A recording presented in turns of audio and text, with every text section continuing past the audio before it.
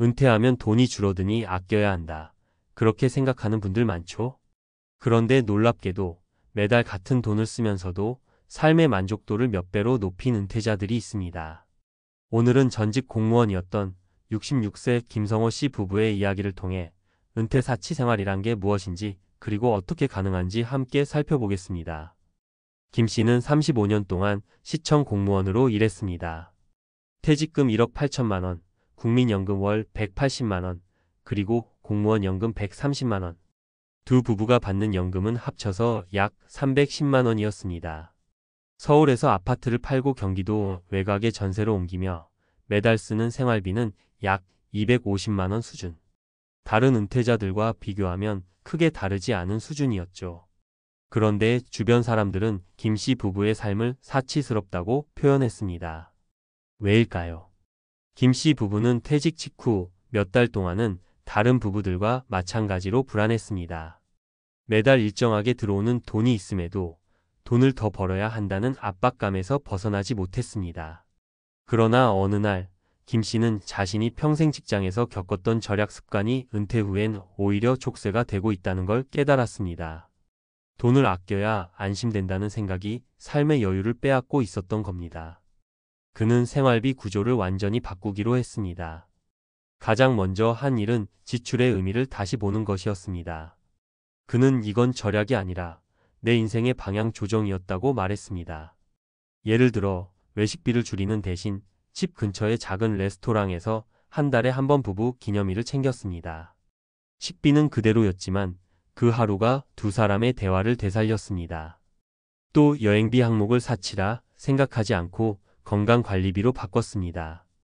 1년에 한두 번 떠나는 소도시 여행이 정신적 활력소가 되었기 때문입니다. 돈은 같았지만 쓰임의 목적이 달라진 것이죠. 전문가 입장에서 보면 이 변화의 핵심은 지출의 재구성입니다. 은퇴자들이 흔히 놓치는 부분이 바로 이것입니다. 지출을 줄이는 게 아니라 같은 금액을 어떻게 써야 행복감이 극대화되는가를 설계하는 것. 김 씨 부부는 여기에 집중했습니다. 그 결과 같은 250만 원이지만 체감 만족도는 퇴직 전보다 훨씬 높아졌습니다. 심리적으로도 큰 변화가 있었습니다. 퇴직 후 초반에는 무의미한 시간의 불안함을 느꼈지만 지금은 매일 일정하게 리듬을 가집니다. 아침엔 근처 공원에서 40분 걷기, 오전엔 지역 도서관 봉사, 오후엔 부부 각자 취미 시간. 이런 규칙적인 리듬은 불안감을 줄이고 하루의 의미를 만들어줍니다. 김 씨는 말합니다. 이게 바로 진짜 사치예요. 매일을 내 마음대로 설계할 수 있다는 것. 그 말 속엔 돈으로 살 수 없는 여유가 담겨 있습니다. 재정적 여유란 숫자가 아니라 구조의 문제입니다. 김 씨 부부는 고정비를 명확히 정했습니다. 관리비, 공과금, 통신비, 식비, 교통비, 건강보험료까지 월 170만 원을 고정비로 두고 나머지 80만 원은 완전한 선택 비용으로 썼습니다. 그 80만 원이야말로 인생의 활력소가 되었죠. 그 안에는 작은 사치들이 숨어 있습니다. 소도시 카페 투어, 부부 사진 촬영, 친구와의 점심 한 끼. 하지만 이 모든 소비는 허투루가 아닌 의식 있는 지출이었습니다. 그는 말했습니다. 예전에는 돈을 쓰면 죄책감이 들었는데 이제는 쓰면서 살아있음을 느낍니다. 은퇴 후 재정 관리의 실패는 돈이 부족해서가 아니라 돈의 쓰임을 제대로 이해하지 못하기 때문에 일어납니다. 매달 같은 금액을 써도 어떤 사람은 매일 불안에 떨고 어떤 사람은 여유 속에 삽니다. 결국 차이는 돈의 주인이 누구인가에 있습니다. 돈이 나를 통제하면 불안이 커지고 내가 돈을 설계하면 자유가 생깁니다. 사회적 관계도 달라졌습니다. 김 씨는 지역 복지관에서 서류 정리 봉사를 하며 다시 공무원 시절의 자신감을 되찾았습니다. 작은 일이라도 누군가에게 도움이 된다는 감각, 그게 자존감을 회복시켰죠. 부인은 요가 동호회에 가입해 친구들과 정기적으로 모임을 가지며 사회적 연결을 이어가고 있습니다. 부부 모두 일하지 않아도 쓸모 있는 존재로서 자신을 다시 인식하게 되었습니다. 이 부부의 사례에서 우리가 배워야 할 건 은퇴 후 사치의 정의를 새롭게 보는 것입니다. 사치는 더 많은 소비가 아니라 내가 진짜 원하는 곳에 돈과 시간을 쓰는 능력입니다. 김 씨 부부는 돈을 늘리지 않고도 돈의 의미를 바꿔 삶의 질을 바꿨습니다. 은퇴 후 행복을 좌우하는 건 수입이 아니라 지출의 철학이었습니다. 결국 은퇴 후 인생의 사치는 숫자가 아니라 마음의 구조에서 시작됩니다. 누군가는 월 500만 원을 써도 허전하고 누군가는 월 250만 원으로도 풍요롭습니다. 중요한 건 내가 통제할 수 있는 범위 안에서 얼마나 의미 있게 사느냐입니다. 은퇴 후 진짜 부자는 돈이 많은 사람이 아니라 돈을 내 뜻대로 쓸 줄 아는 사람입니다. 그리고 그 자유는 여러분이 가진 금액 안에서도 충분히 가능합니다. 퇴직 후 가장 많이 듣는 말은 이제 돈 쓸 일 없다입니다. 하지만 실제로 은퇴 후의 삶은 그렇게 단순하지 않습니다. 오히려 돈을 쓰는 법을 모르면 더 불안해지고 더 위축됩니다.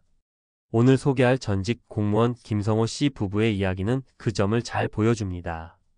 이 부부는 같은 생활비로 이전보다 훨씬 풍요로운 삶을 살고 있습니다. 누군가는 이를 은퇴 사치 생활이라 부릅니다. 그러나 그들의 사치는 단순한 소비의 문제가 아니라 삶을 어떻게 설계하느냐의 문제였습니다.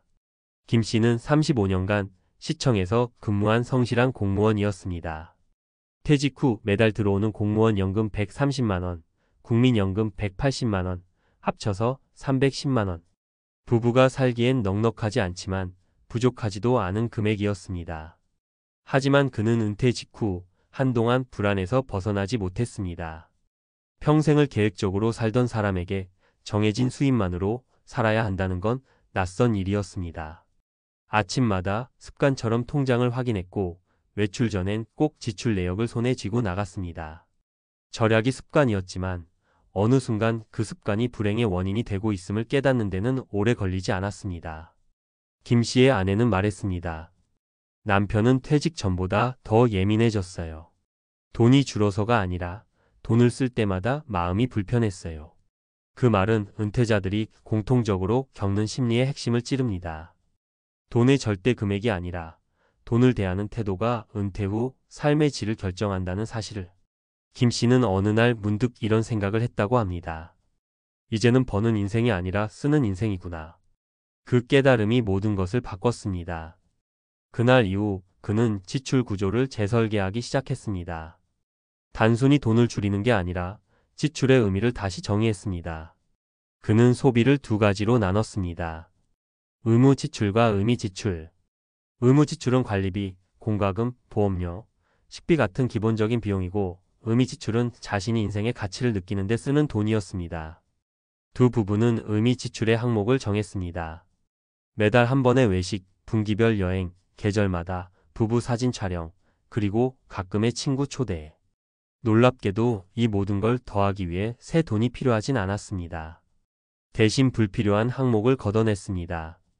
일단 의무처럼 내던 각종 구독 서비스, 사용하지 않는 보험, 남들 하니까 드는 경조사비의 범위를 줄였습니다. 그렇게 줄인 30만 원이 부부의 행복 예산이 되었습니다. 김 씨는 말합니다. 예전엔 돈을 쓰는 게 죄 같았는데 지금은 쓰는 게 삶의 목적이 됐어요. 그는 소비를 통해 허영이 아닌 의미를 되찾았던 겁니다. 같은 돈으로 사치스러운 삶을 산다는 건 결국 마음의 방향을 바꾸는 일입니다. 김 씨 부부의 사치는 그저 여행이나 외식이 아니었습니다. 매일 점심 후 함께 커피를 마시며 대화를 나누는 30분, 주말마다 도서관에 가서 같은 책을 읽고 이야기를 나누는 시간, 오래된 친구를 초대해 집밥을 나누는 일상이 그들에게는 사치였습니다. 돈이 아니라 마음이 만든 여유였습니다. 경제학적으로 보면 김 씨의 변화는 소비 효용을 높인 사례입니다. 같은 금액으로 더 높은 만족을 얻는 구조를 만들어낸 것이죠. 그런데 이건 단순한 계산이 아닙니다. 인간은 돈을 쓸 때마다 심리적 반응을 보입니다. 불안할수록 소비는 방어적으로 변하고 즐거움은 줄어듭니다. 반대로 이 소비는 나를 위한 것이라고 인식하는 순간 돈의 가치는 커집니다. 김 씨 부부는 바로 그 지점을 정확히 이해했습니다. 사회적 관계에서도 변화가 생겼습니다. 김 씨는 지역 복지관에서 행정 봉사를 시작했습니다. 돈을 받지 않아도 좋았습니다. 누군가에게 도움이 된다는 사실, 그것만으로 충분했습니다. 퇴직 전엔 누군가의 부탁이 일상이었지만 지금은 누군가의 고마움을 받는 입장이 되었습니다. 그 작은 차이가 하루의 만족도를 바꿨습니다. 부인 역시 요가 동호회에서 새 친구를 사귀며 예전보다 활발해졌습니다. 부부는 함께 있는 시간이 많아졌지만 서로에게 지치지 않았습니다. 각자 자기의 시간과 의미가 있었기 때문입니다. 은퇴 후 부부 갈등의 가장 큰 원인은 함께하는 시간의 질이 아니라 같이 있어도 각자의 의미가 사라졌을 때 생깁니다. 이 부부는 그 문제를 지출과 생활 리듬의 재설계를 통해 자연스럽게 해결했습니다. 하루의 구조를 재정비하면서 마음의 질서도 회복한 셈입니다. 김씨 부부의 사례는 단순히 돈을 아껴 쓰는 법이 아니라 돈을 의식적으로 쓰는 법을 보여줍니다. 그는 말합니다.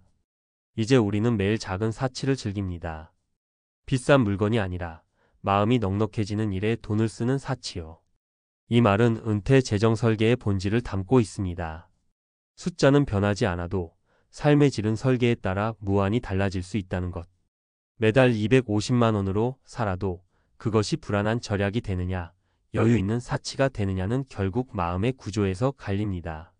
많은 은퇴자들이 여전히 돈을 아끼는 데 집중합니다. 하지만 진짜 중요한 건 돈을 어떻게 쓸 것인가입니다. 지출은 죄가 아니라 선택이며 선택에는 인생의 태도가 담깁니다. 돈을 쓸 때마다 두려움이 앞선다면 그건 아직 노후를 사는 법을 배우지 못했다는 뜻입니다. 김씨 부부는 말합니다. 돈은 줄었지만 마음의 자유는 늘었습니다. 그 한마디가 이 시대 은퇴자들에게 던지는 메시지입니다.